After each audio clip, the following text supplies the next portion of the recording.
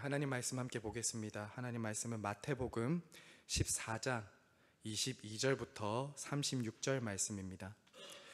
마태복음 14장 22절부터 36절 말씀, 신약성경 24페이지쯤에 있고요. 어제 말씀에 이어서 바로 하나님 말씀을 이어서 함께 보겠습니다.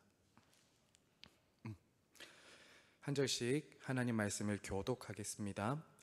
예수께서 즉시 제자들을 재촉하사 자기가 무리를 보내는 동안에 배를 타고 앞서 건너편으로 가게 하시고 무리를 보내신 후에 기도하러 따로 산에 올라가시니라.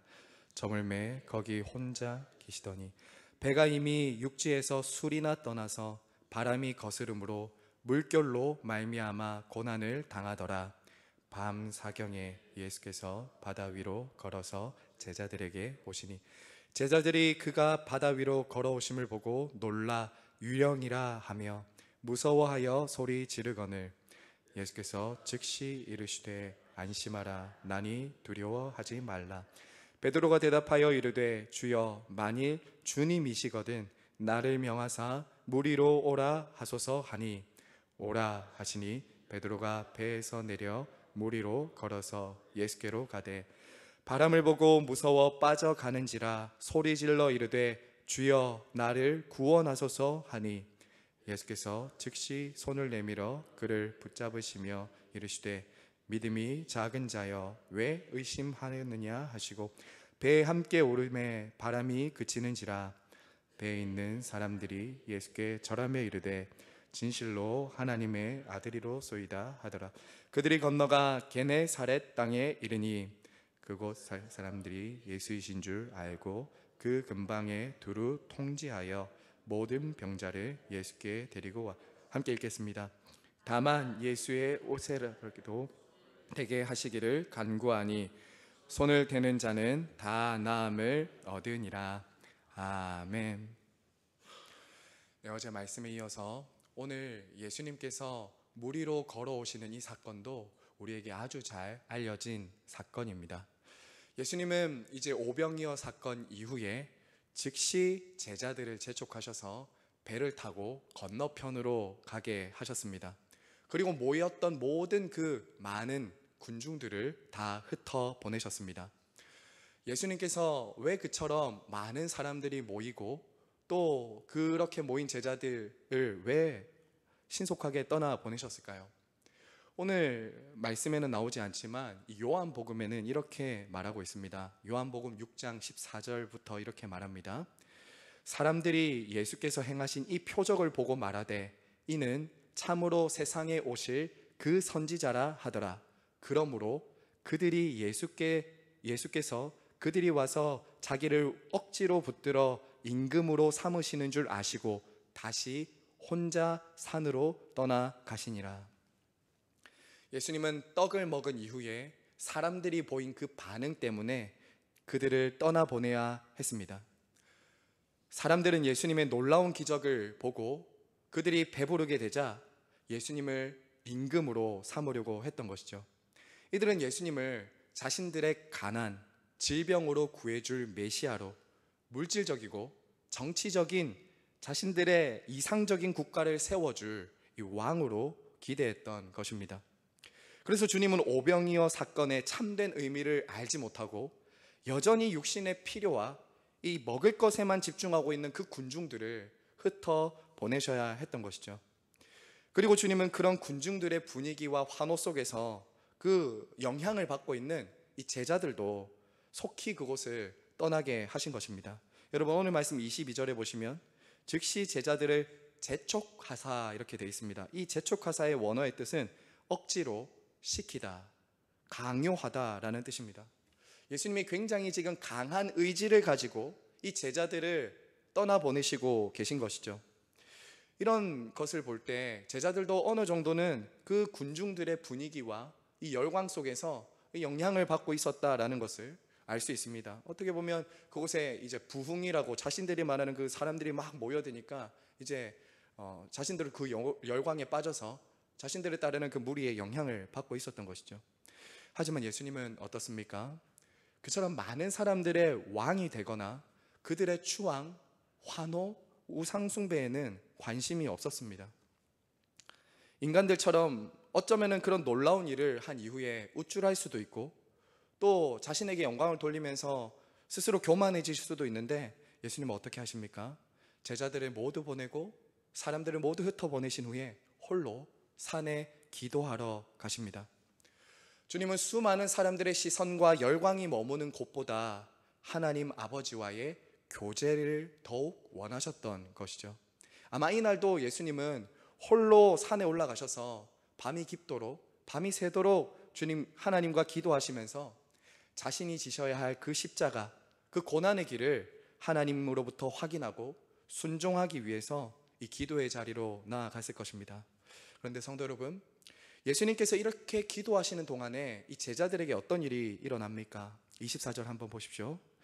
배가 이미 육지를 수리를 떠나서 바람이 거스름으로 물결로 말미암아 고난을 당하더라. 지금 제자들은 이 갈릴리 바다에 불어오는 그 엄청난 풍랑을 만나서 이 속수무책 당하고 있었습니다. 여러분, 설상가상으로 당시 시간은 밤 사경이었습니다. 이 로마인들은 밤을 4개로 구분을 했는데요, 여기서 밤 사경은 지금 이 시간대입니다. 바로 3시에서 6시 사이입니다. 3시에서 6시 사이는 가장 캄캄하고 어두운 시간입니다. 그런데 여러분, 지금 이 배 안에 누가 있습니까? 갈릴리 바다에 굉장히 익숙한 어부들이 있습니다. 베드로, 안드레, 야고보, 요한, 모두가 배에 익숙하고 그 갈릴리 바다의 전문가라고 할 수 있는 사람들이 지금 그 배에 타고 있는 것이죠. 하지만 여러분, 지금 이들은 그 밤 사경에, 그 불어오는 풍랑에 아무것도 하지 못하고 밀려 다닐 수밖에 없었던 것이죠. 조금 전까지 빈들에서 예수님으로부터 떡과 고기를 받아서 나누어 줄 때까지만 해도 무엇이든지 할 수 있을 것처럼 그들은 보였을 것입니다. 하지만 지금은 어떻습니까?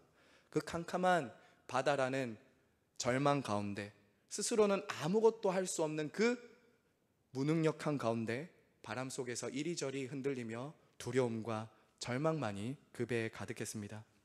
성도 여러분, 어떻습니까? 지금 사실 많은 사람들은 풍랑이 없는 신앙생활을 많이들 기대하십니다. 저 역시도 그런 것 같습니다. 아마 인생의 풍랑이나 고난, 환난을 원하시는 분들은 아마 아무도 없을 것입니다. 하지만 여러분, 오늘 신자의 삶에 대해서, 주님을 따르는 제자들의 삶에 대해서 예수님은 무엇이라고 말씀하십니까?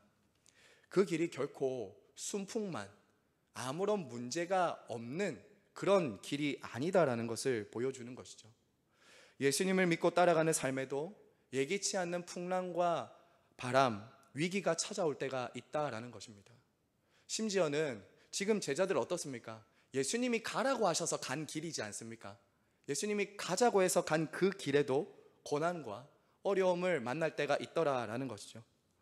그래서 우리는 먼저 오늘 이 말씀을 통해서 생각해야 될 것이 무엇입니까? 조금 전까지 그렇게 풍성하게 채워졌던 그 상황에서 완전히 달라진 이 분위기를 볼 때 먼저 우리는 풍랑이 없는 삶만이 신자의 삶은 아니다라는 것입니다. 여러분, 성경에 나온 많은 믿음의 선배들을 보십시오. 그들의 삶에는 풍랑이나 바람이 없는 삶은 아니었습니다. 그리고 오늘 예수님의 제자들 또한 그랬고요, 심지어는 우리가 믿고 따라가는 예수님도 고난과 풍랑, 시련을 통과하셨습니다. 그래서 믿음의 여정을 가는 우리들에게 고난이 있다는 것 자체는 문제가 아닙니다. 진짜 문제가 무엇일까요? 바로 그 고난 가운데 함께하고 계시고 그 고난 가운데 찾아오시고 말씀하시는 주님을 만나지 못하는 것이 문제다라는 것이죠. 오늘 제자들이 그랬습니다. 여러분, 26절 보십시오. 풍랑이 일어나는 바다 위로 걸어오는 그 예수님을 보는 제자들의 반응이 어떻습니까? 26절에 함께 읽겠습니다. 시작. 제자들이 그가 바다 위로 걸어오심을 보고 놀라 유령이라 하며 무서워하며 소리 지르거늘.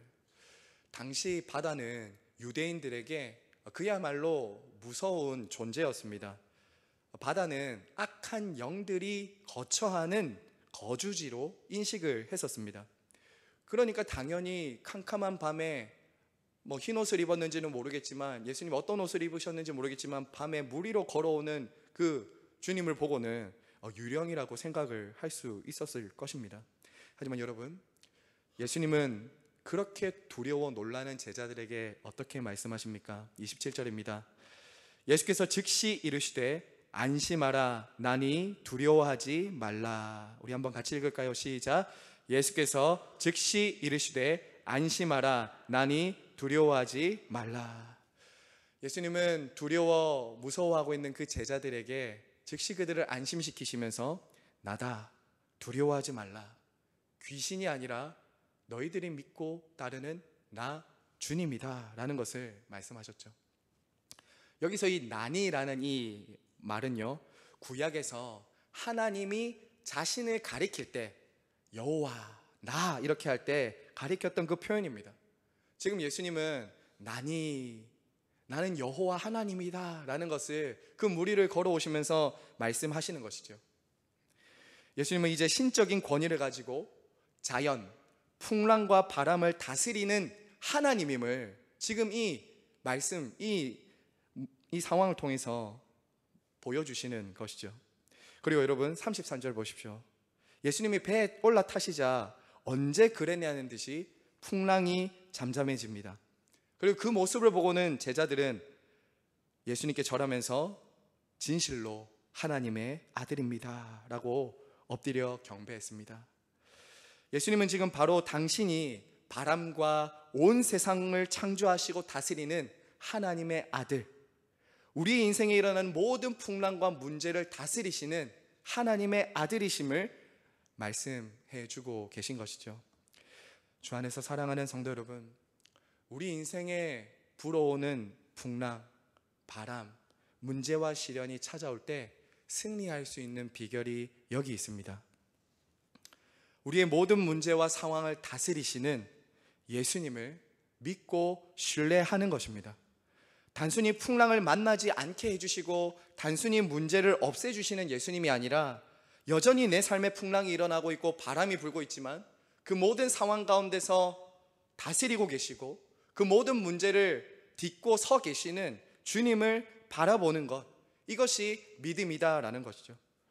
인생의 배가 휘청거리고 위기가 있고 어려움이 있을 때 그 가운데 찾아오시고 말씀하시는 하나님, 안심하라, 나니 두려워하지 말라, 이 말씀을 듣고 그 말씀 위에 서서 끊임없이 그 말씀과 그 예수 그리스도를 바라보면서 풍랑이를 걸어가는 것, 풍랑이의 노를 젓는 것, 이것이 믿음이다라는 것이죠.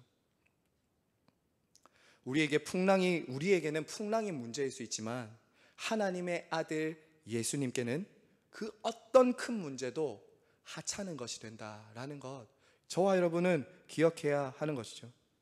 여러분, 그러므로 우리의 삶에 지금 풍랑 같은 시간, 캄캄한 사경 같은 시간, 내가 어찌할 수 없는 그런 문제와 상황들이 있습니까? 혹은 앞으로 그런 상황들을 우리가 만나게 될 때 우리가 해야 될 것은 무엇입니까? 끝까지 예수 그리스도가 이 모든 상황과 문제를 다스리시는 분이다, 그분이 나의 문제와 상황과 이 모든 어려움들을 통제하고 계시고 다스리시는 분이시다, 그리고 나에게 찾아오셔서 말씀하시는 분이다 라는 것을 기억하고 그 예수님을 부르는 것입니다.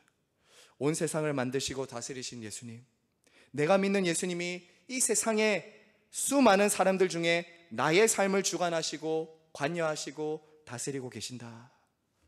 그 문제를 다스리시는 하나님의 아들 예수 그리스도를 바라보고 만나는 것이죠. 성도 여러분, 끝으로 이제 제자 중에 베드로가 특별한 요청을 하는 것을 보게 됩니다. 28절 함께 읽겠습니다. 28절이요. 베드로가 대답하여 이르되 주여, 만일 주님이시거든 나를 명하사 물 위로 오게 하소서. 베드로는 지금 자신에게 걸어오시는 예수님을 보고는 그분이 예수님인 줄 알고는 이제 이런 요청을 합니다. 나를 물 위로 걸어 예수님께 오게 하소서. 굉장히 과감하고 도전적인 이런 예수님에 대한 요청 아닙니까? 여러분, 어부인 베드로가 왜 바다가 위험한지 모르겠습니까? 더군다나 캄캄한 밤에 그 풍랑이 있는 그 바다가 왜 위험한지 몰랐겠습니까? 하지만 베드로는 지금 내 앞을 걸어오시는 그분이 예수님이고, 예수님이라면 나를 물 위로 걸어올 수 있게 하시는 분이다라는 것을 단순하게 믿고 신뢰하면서 이 요청을 드린 것이죠. 지금도 하나님이 살아 계신 것을 알고자 이 온천천 위를 걸어보고자 하신다면 빠질 수밖에 없겠죠. 왜냐하면 예수님은 우리에게 걸어오라고 한 번도 말씀하시지 않으셨지 않습니까? 예수님이 이제 뭐라고 하시죠? 베드로에게 오라 하십니다. 오라. 그러자 베드로는 그 말씀에 의지해서 그 풍랑 위를 걸어서 어떻게 했죠? 한 걸음 한 걸음 예수님께 나아갔습니다. 자, 29절이요. 오라 하시니 베드로가 배에서 내려 물 위로 걸어서 예수께로 가되. 아마 최초로 사람 중에서 베드로는 물 위를 걸은 사람이 되었을 것입니다. 여러분, 시작은 좋았습니다. 시작은 좋았어요. 그런데 어떻게 됩니까?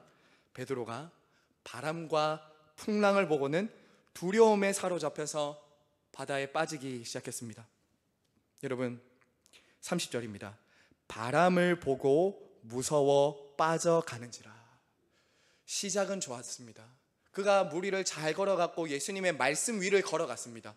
믿음은 말씀 위를 걸어가는 것입니다. 처음에는 아주 시작을 잘했습니다. 하지만 무엇을 봤다고 말하죠? 바람과 풍랑을 보았습니다. 바람과 풍랑을 주관하시고 자신에게 말씀하신 그 예수님께 딱 시선을 고정하며 집중하며 나아가야 되는데 바람과 풍랑을 본 것이죠. 이때 우리 예수님 어떻게 하십니까? 그 파도에 휩쓸려 떠내려가는 베드로를 즉시 잡으시고는 뭐라고 꾸짖으시죠? 31절입니다. 믿음이 작은 자여 왜 의심하였느냐 하시고. 우리 믿음이 작은 자 한번 같이 읽을까요? 시작. 믿음이 작은 자여 왜 의심하느냐 하시고. 예수님은 그의 작은 믿음을 꾸짖으셨습니다. 여러분, 베드로가 지금 이 바다에 빠져간 이유가 무엇이라고 말합니까? 맞습니다. 바람과 파도가 문제가 아니라 그의 작은 믿음, 그의 의심이 문제였습니다. 여기서 의심하다라는 말은 마음이 나뉘어지다, 갈라지다라는 말입니다. 한편으로는 예수님의 말씀과 능력을 믿지만 다른 한편으로는 바람과 풍랑 문제를 바라본 것이죠. 마음이 딱 갈라진 것입니다. 예수님의 말씀을 듣고 걸어갈 때는 신났을 것입니다. 그런데 가만히 가다 보니까 내가 지금 뭐 하는 짓인가? 죽겠는데? 이러다 내가 죽는 것 아닌가? 라는 마음이 들자 두려움이 생기면서 주님을 신뢰하지 못한 것이죠. 베드로가 바다에 빠진 이유는 바람과 풍랑의 문제가 아니라 그의 작은 믿음이 문제였습니다. 성도 여러분, 하지만 믿음은 무엇입니까? 믿음은 내 삶에 여전히 풍랑이 일어나고 있고 고난이 계속되고 있지만 그 모든 것을 주관하고 계신 예수님께 시선을 고정하는 것입니다. 믿음은 난관을 바라보는 것이 아닙니다. 그리고 믿음은 내가 믿고 있다는 그 믿음 자체를 바라보는 것도 아닙니다. 믿음은 끝까지 예수 그리스도의 신실하심, 나에게 말씀하신 그 예수님을 끝까지 고수하는 것입니다. 다시 말씀드립니다. 믿음은 난관을 바라보는 것이 아닙니다. 믿음은 내가 예수님을 믿고 있다는 그 믿음 자체도 보는 것이 아닙니다. 그 믿음은 늘 흔들립니다. 의심과 믿음은 늘 동전의 양면처럼 우리에게 존재합니다. 그래서 그 믿음은 믿음 자체를 보는 것도 아닙니다. 믿음이 무엇이라고요? 우리에게 말씀하시고 우리의 모든 상황을 주관하고 계신 그 하나님이신 예수님을 딱 시선을 고정두고 그분을 고수하는 것, 이게 믿음이다라는 것이죠. 사실 우리도요, 베드로와 같을 때가 참 많지 않습니까? 우리도 참 베드로와 같아요. 저도 베드로 배신지 모르겠는데 참 어떨 때는 굉장히 믿음이 충만할 때가 있습니다. 굉장히 담대할 때가 있어요. 그런데 어떨 때는 어떻습니까? 언제 그랬냐는 듯이 참 믿음 없는 내 모습을 볼 때도 있더라라는 것입니다. 저만 그렇습니까? 어떨 때는 참 충만해 보여요. 그런데 어떤 순간에는 언제 그랬냐는 듯이 주님을 보지 않고 문제를 보고 있고 스스로 절망에 빠져 의심하고 불안해하는 제 모습도 있더라라는 것이죠. 예수님의 수제자였던 베드로가 이랬다면 저와 여러분을 하물며 어떻겠습니까? 예수님을 실제로 보고 있었고 예수님을 실제로 만졌던 베드로가 그랬다면 우리는 어떻겠느냐라는 것이죠. 그런데 여러분, 여기서 가장 큰 위로가 되는 것이 있습니다. 오늘 우리는 이렇게 바람에 밀려 요동하면서 예수님을 유령이다라고 하고 있고, 그 예수님께 걸어 나오던 베드로가 물에 빠져가고 있는 그 제자들과 베드로를 내버려 두지 않으신다라는 것이죠. 내버려 두지 않으신다. 그 작은 믿음으로 의심하고 두려워하는 베드로와 베드로 같은 우리를 내버려 두지 않으시고 손을 내미셔서 붙잡으신다라는 것이죠. 오늘 말씀을 보면 굉장히 즉시라는 말이 많이 나옵니다. 27절에 나오고 31절에 나오죠. 예수님이 굉장히 긴급하게 관여하시고 간섭하시고 말씀하시는 것을 우리는 보게 됩니다. 주님은요, 믿음의 항해, 믿음의 여정을 가는 저와 여러분을 그냥 내버려 두지 않으십니다. 이 인생길을 가는 우리들을, 때로는 풍랑을 만나고 어려움이 있는 우리들을 그저 내버려 두는 분이 아니시다라는 것이죠.